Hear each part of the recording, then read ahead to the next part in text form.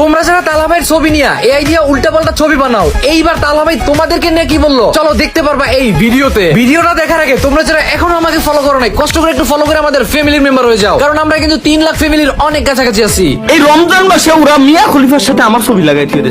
এই মিয়া খলিফা মেয়েটার আমি চিন্তা না, পরবর্তীতে স্বপ্ন আমার বললো যে ভাই ওই মেয়েটার নামটা শুনতে আসলে ইসলামিক ধার্মিক একজন ব্যক্তি হলেও কিন্তু সে ধার্মিক না, অধার্মিক কাজ করে। আমি জিজ্ঞেস করলাম কেন, মানে কেন সে অধার্মিক, কোন ধরনের অধার্মিক কাজকর্ম সে আসলে করে। প্রথম কাজই হচ্ছে এটা, আপনার যে ভিপিএন এর সাবস্ক্রিপশন আছে ওইটা লাগবে তার আসল ভিডিওগুলো দেখার জন্য।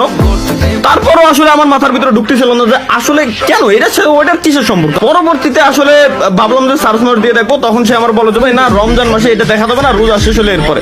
তারপরে আমার মাথার ভিতরে ঢুকছে যে ওই ইডা কিডা মেয়েটা কে, আসলে ব্যাপারটা আমি তখন বুঝতে পারছি।